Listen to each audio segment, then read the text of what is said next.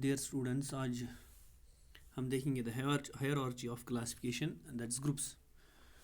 अस वुचो गोड यथ मज बेसिक इंट्रोडक्शन रिगार्डिंग यानी ये क्लासिफिकेशन करान अत मज कित पठ अकिस सीक्वेंसस मज या अकिस ऑर्डरस मज अरेंज करने डिफरेंट टेक्सोनॉमिक कैटेगरीज कित पठ थावने अकिस ऑर्डरस मज। हायरार्ची गई so system it's a system of classification into which यथ मज तम टेक्सोनॉमिक कैटेगरीज थावने अकिस ऑर्डरस मज of in an order of logical sequence. तो अस वुचो गो डिफरेंट कैटेगरीज ऑफ क्लासिफिकेशन क्या क्या गोडनेथे गो स्पीशीज।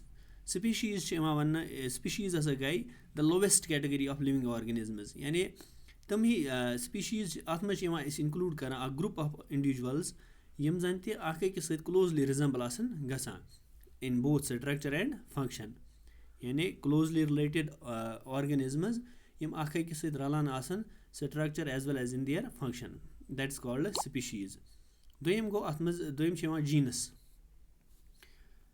जीनस यह group of closely related species आसान यानी मुख्तलिफ स्पीशीज मगर हम पान वन क्लोजली रिलेटेड यमन जन ते एंसेस्ट्री कॉमन। मिसाल के तौर पर अगर नमोन अत मज पोटैटो तो ब्रिंजल यम अक्सी जीनस मज थावने in Solanum but are different species मगर पोटैटो तो ब्रिंजल पान वन different species. Third is family.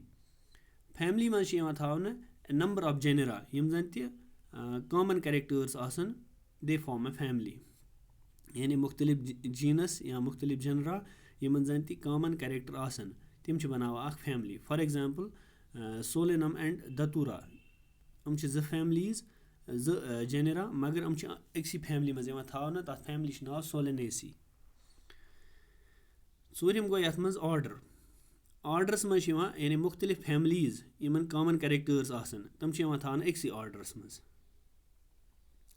यानी यम जन मुख्तलिफ फैमिलीज आसन मगर आसन यमन जन कॉमन कैरेक्टर्स आसन तम थावने अकिस ऑर्डरस मज।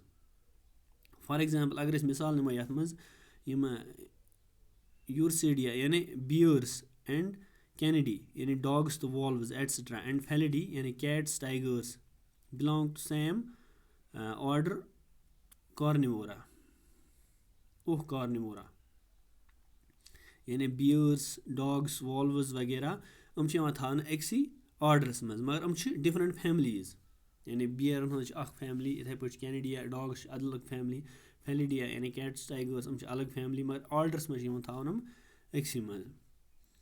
इथे पे गो पम पे क्लास। क्लास मज थावन यम जन हेवी ऑर्डर आसन हम थान अक्सी क्लास मज। मिसाल के तौर पर क्लास मैमिलिया यम जन क्लास मैमिलियास मज थान मुख्तलिफ ऑर्डर्स यानी कार्निवोरा कैरोप्टरा इथे पे प्राइमेटा एंड रोडेंशिया हम थान अक्सी क्लास मैमिलियास मज। इथे पे गो शेम अत मज दैट इज फाइलम यानी मुख्तलिफ क्लासेस यानी वारिया क्लासेस यमन जन कॉमन कैरेक्टर्स आसान तम थान अक्सी फाइलमस मज।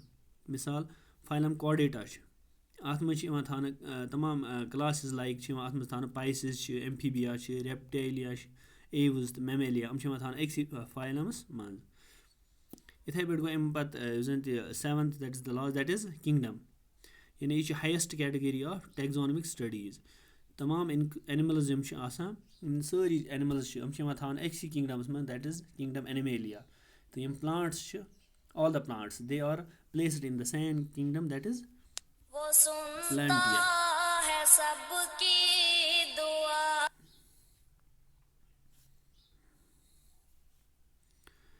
अच्छा for mango and man various 7 categories are given below. For example tables में शोयद मिसाल यानी एक साइड शोयद mango बेक साइड शोयद man इंसान सन्ज युस जन mango यह थावना यह किंगडम प्लांटियास मज डिवीजन अम सुंद एम्ब्रियोफाइटा तो क्लास डाइकोटलिडन इथे पे फैमिली